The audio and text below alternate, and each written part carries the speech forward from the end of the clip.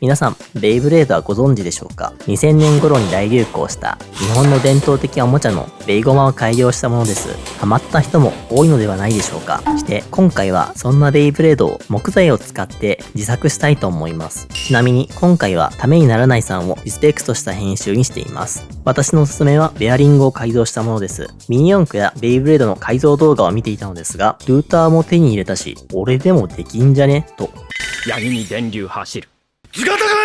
ベイブレードを分解してフレームの部分だけ木製にする予定でしたが、分解できず全て自作することにしました。まずはキャットでガッと図面を描きます。三軸で加工できて、かつ持ってるエンドミルで加工できる形状にしなければなりません。上段、中段、下段、シャフト、押さえの5つのパーツに分けて組み合わせることにしました。下段と中段は帽子のようにはめられるようにしています。上段に関しては両面加工にしないと中段と固定できないんで、ボンドで固定することにしました。シャフトに関してはどう頑張ってもルーターで作れないんで、既製品を流用します。3D プリンターで自作しました。このためだけに 3D プリンターを購入しました。露光時間が長くて材料が太ってしまって径に合わないんで、ヤスリで削っていきます。木材の方も下段、中段、上段と削っていきます。下段は仕上げ加工の前にエンドミルが突き刺さってしまったんで、ちょっとごまかすために手やすっています。中段はコンクリの上に落としてしまって一部かけました。上段は材料の厚みを測り間違えたためシューターがはまりませんでした。裏側を削っていたんですけど、日が暮れ始めたんで諦めて頭の装飾部分を削って対処します。いい感じで回ってくれそうですね。なら、ブビンガ、ウォールナット、黒炭を使用した贅沢な高級ベイブレードの完成です。こちらは全パーツ 3D プリンターで作成したものです。まずはちゃんと回転するか試し打ちです。自分で作ったもんがこうやってちゃんと回ってると感動しますね。これこそものづくりの醍醐味。樹脂製、木製ともに良好ですね。ただ木製の方は上段の裏側を削りすぎたため若干シューターがはまりづらくなってます。ちょっとこの辺は改良が必要ですね。それでは戦わせてみましょう。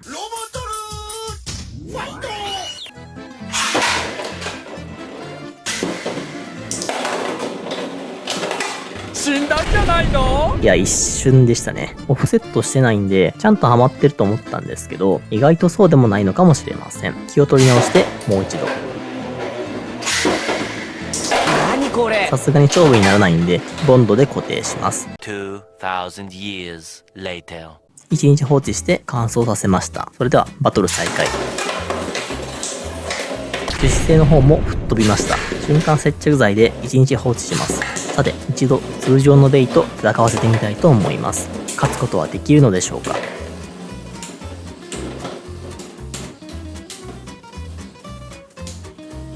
出た。明らかに重量差があるし、まあそうなりますよね。さて次こそは大丈夫なはず。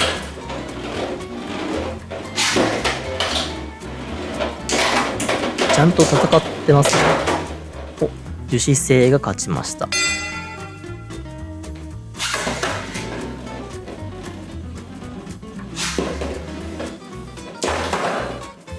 2試合目は木製の勝利。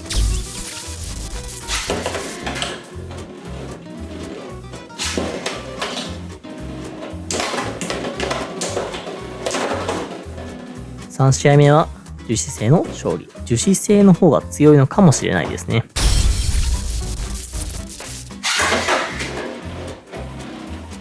4試合目は木製がバーストしました。私のシュートした位置が悪くてぶつけてしまったようです。派手にパーツが吹っ飛びました。